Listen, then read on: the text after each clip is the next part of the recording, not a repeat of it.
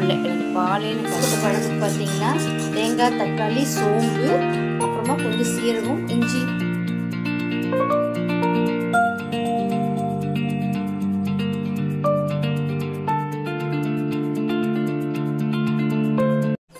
Hello friends, good morning. Welcome back to my channel.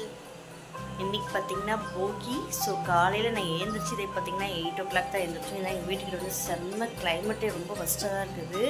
பார்த்திங்கன்னா பயங்கரமாக அப்படியே மிஸ்ட்டு, ஃபுல்லாக மிஸ்ட்டாக இருக்குது. ப்ளஸ் வந்து இந்த போகிக்கு எல்லாம் வந்து எரிச்சிருப்பாங்க வந்து ஃபுல்லாக புகையாகவே இருக்குது.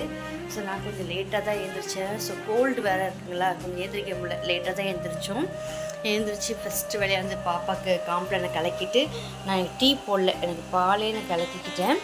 நெக்ஸ்ட் பார்த்திங்கன்னா இன்றைக்கி வந்து ராஜ்மா கிரேவி தான் பண்ண போகிறேன். ஸோ ராஜ்மா வந்து நைட்டே ஊற வச்சுட்டு படுத்துட்டு இப்போ குக்கரில் போட்டு வேக வச்சுருக்கேன். அது கூட 2 கத்திரிக்காய், கிழங்கு போட்டு கிரேவி மாதிரி பண்ணிடலான்னு. ஸோ மார்னிங் டிஃபன் பண்ணி தோசை தான் ரெடி பண்ண போகிறேன். ஸோ இன்றைக்கி கொஞ்சம் கடைக்கு போகிற வேலை இருக்குது. ஸோ வீட்டு வேலைக்கு டக்குன்னு முடிச்சிக்கலான்னு இன்றைக்கி கொஞ்சம் க்ளீனிங் எல்லாம் முடிச்சிக்கலான்னு. மேட்டெல்லாம் கொஞ்சம் பயங்கர டர்ட்டியாக இருக்குது.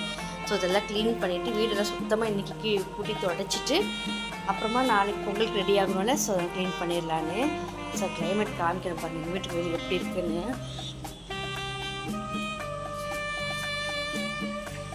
என்ன தெரியும், ஃபுல்லாக மிஸ்ட்டு தான். சூரியன் எங்கன்னே தெரில. ஸோ பயங்கர கிளைமேட் இப்படி தான் இருக்குது. ஸோ காலையில் எழுந்திரிச்சு ஃபஸ்ட்டு வேலையாக ஃபிஷ்ஷுக்கெல்லாம் கொஞ்சம் ஃபுட்டை போட்டுருவேன். ஸோ போட்டு அதுக்கப்புறமா இப்போ போய் நான் பாலை குடிச்சிட்டு அதுக்கப்புறமா வேலையை ஆரம்பிக்கணும். பாப்பாவை குளிக்க வைக்கணும்.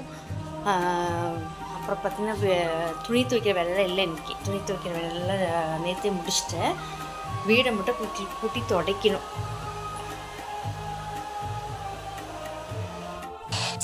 மார்னிங் டிஃபன் வேலையெல்லாம் கம்ப்ளீட் பண்ணிவிட்டு அதுக்கப்புறம் லஞ்ச் செய்ய ஆரம்பிச்சிட்டேன்.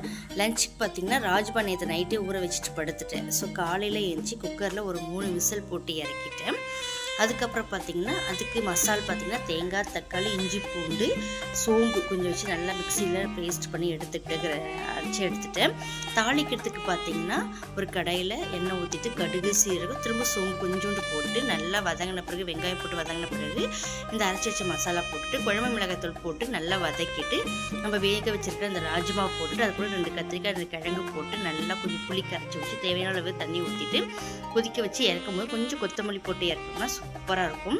ஸோ அது மாதிரி ரெடி பண்ணி இறக்கிட்டேன். ஆக்சுவலி எனக்கு பார்த்தீங்கன்னா தங்கச்சி வரேன்னு சொன்னால், ஸோ வந்து அதுக்கு தொட்டுக்கிறதுக்கு பார்த்திங்கன்னா காலிஃப்ளவர் சில்லி தான் ரெடி பண்ணேன். காலிஃப்ளவருக்கு வந்து கட் பண்ணிவிட்டு கொஞ்சம் சுடு தண்ணியில் உப்பு மஞ்சள் போட்டு வாஷ் பண்ணி நல்லா கொதிக்க வச்சு எடுத்துட்டு வடிகட்டிட்டு அந்த காலிஃப்ளவரில் கொஞ்சம் இஞ்சி பூண்டு பேஸ்ட்டு, உப்பு, அப்புறம் கொஞ்சம் கார்ன்ஃப்ளவர் மாவு, தேவைப்பட்டால் கொஞ்சம் சிக்கன் 65 மசாலா இதெல்லாமே போட்டு நல்லா பிரட்டி எடுத்துகிட்டு ஒரு 1/2 hour கழிச்சு நல்லா ஃப்ரை பண்ணி எடுத்துட்டேன். சூப்பராக இருந்தது. நல்லா அதாவது சூடாக நம்ம வறுக்கும் போதே காலிஃப்ளவர் சில்லி சாப்பிட்னா செம்ம டேஸ்ட்டாக இருக்குது. பட் நான் சாதத்துக்கு ரெடி பண்ணிகிட்டு இருந்தேன். பக்கத்தில் வந்து ராஜ்மா கிரேவி சூப்பராக ரெடி ஆகிடுச்சு. சாப்பாடும் ரெடி ஆகிடுச்சு. ஸோ சாப்பாடு வந்து ஒரு 1:30க்காகவே கொடுத்துடலான்னு பார்த்தா அவள் வந்தோடனே டீயை குடிச்சிட்டு நான் கொஞ்சம் லேட்டாக சாப்பிட்றேன்ற மாதிரி சொன்னேன். ஸோ லேட்டாக தான் நாங்கள் சாப்பிட்டோம். பார்த்திங்கன்னா இன்றைக்கி லஞ்ச் பார்த்திங்கன்னா ஒயிட் ரைஸ், சுட சாதம். குக்கரில் தான் சாதம் எப்போயுமே வடிப்பேன். ஸோ குக்கர் சாதம், அப்புறம் பார்த்திங்கன்னா ராஜ்மா, கத்திரிக்காய், கிழங்கு போட்டு காரக்குழம்பு, காலிஃப்ளவர் சில்லி வச்சு 3 பேரும் சாப்பிட்டு கொஞ்ச நேரம் அந்த கதை இந்த கதை நல்லா அடிச்சுட்டு, எப்பவுமே தங்கச்சி வந்தால்னா பழைய சின்ன வயசில் போனத கதை, வந்த கதை, அந்த கதையில் கொஞ்ச நேரம் நாங்கள் 2 பேரும் பேசிக்குவோம். பேசிட்டு அதுக்கப்புறம் எனக்கும் கொஞ்சம் மார்க்கெட்டில் வேலை இருந்தது. ஸோ நானும் வரேன், நானும் பாப்பா கிளம்பிட்டோம். அப்புறம் அவளும் கிளம்பிட்டா. சாப்பிட்டு கொஞ்சம் நேரம் வந்து திரும்ப ஒரு டீயை போட்டு குடிச்சிட்டு அதுக்கப்புறம் மார்க்கெட் போயிட்டு நான் எனக்கு கொஞ்சம் வாங்க வேண்டியதெல்லாம் வாங்கிட்டு அவளும் அப்படியே வீட்டுக்கு போயிட்டா. ஓகே ஃப்ரெண்ட்ஸ், இந்த வீடியோ உங்களுக்கு பிடிச்சிருந்தா லைக் பண்ணுங்கள், ஷேர் பண்ணுங்கள், மறக்காமல் சப்ஸ்கிரைப் பண்ணி பாருங்கள். நாளைக்கு இதே மாதிரி சூப்பரான வீடியோவில் பார்க்கலாம்.